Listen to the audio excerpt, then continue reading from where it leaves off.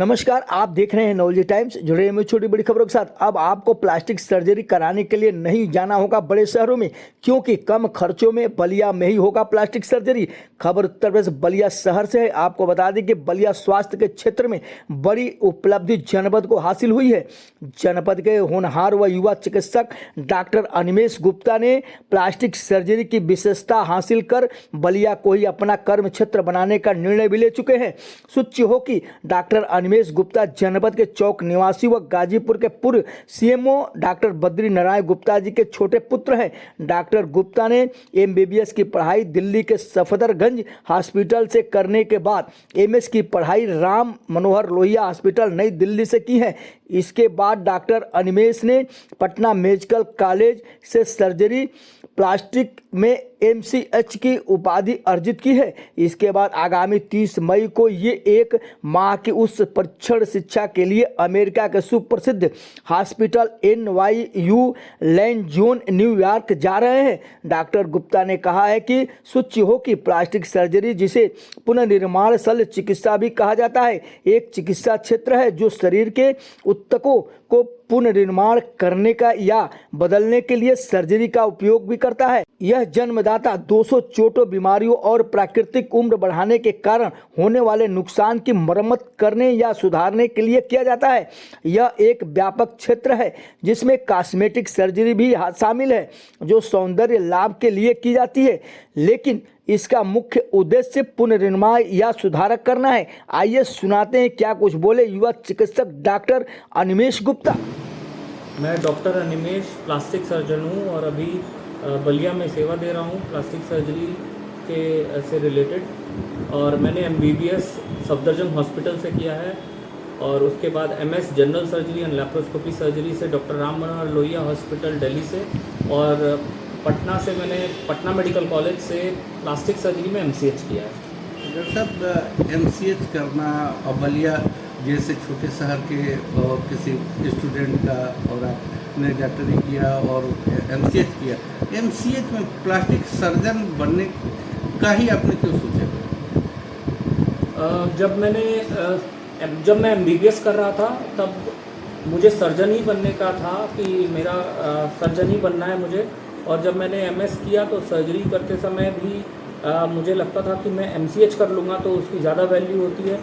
तो जब और फिर प्लास्टिक सर्जरी में ही जाना इसलिए था क्योंकि मुझे ये ब्रांच पहले से ही पसंद था, और जब इसमें मैंने काम किया तो मुझे और ज़्यादा अच्छा लगने लगा इसमें काम करके, और इस वजह से मैं अभी काफ़ी इस ब्रांच से संतुष्ट हूँ।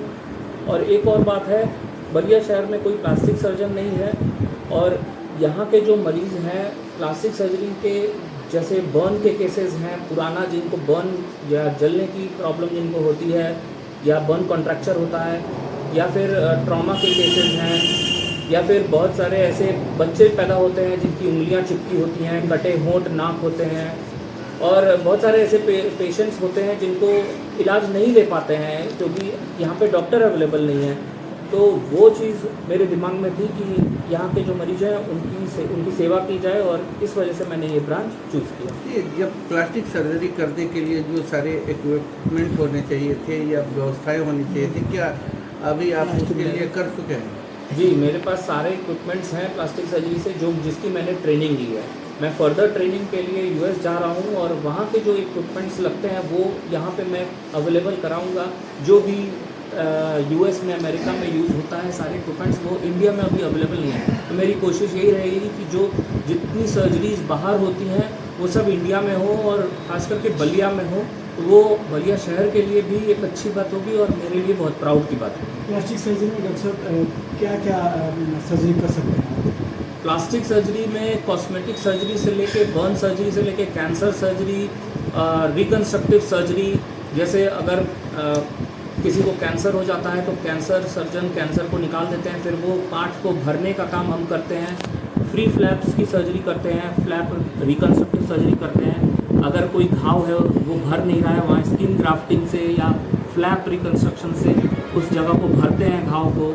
या कोई एक्सीडेंट हो जाता है, जैसे हड्डी टूट जाती है, उसके टेंडन्स, मसल्स, नर्व्स कट जाते हैं, तो उनको जोड़ने का काम हम करते हैं। उसके अलावा जैसे मैंने बताया, किसी का कान नहीं है, नाक कट गया है, होंठ कट गया है, या बचपन से ही ऐसी कोई प्रॉब्लम है तो उसकी सर्जरी करते हैं।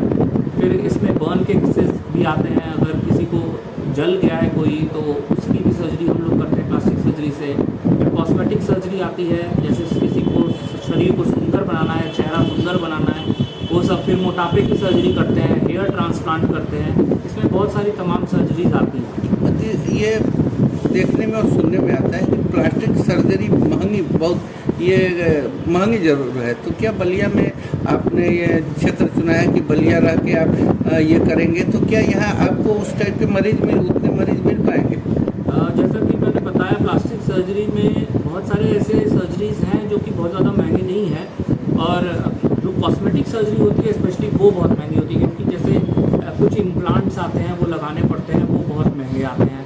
तो अगर वो, लेकिन सारे केसेस में नहीं होता, वो 5% केसेस में होता है, लेकिन 95% केसेस, 80 से 95% केसेस जो होते हैं वो सस्ते ही होते हैं। और हमारे लिए अच्छी बात ये इसलिए है क्योंकि इंडिया में ये बहुत अफोर्डेबल है। अगर बाहर आप जाएंगे तो ये सर्जरीज जो करोड़ों में होती है, यहाँ पे 1000 रुपये में, मतलब 10,000, 15,000, 20,000 में भी हो जाती है।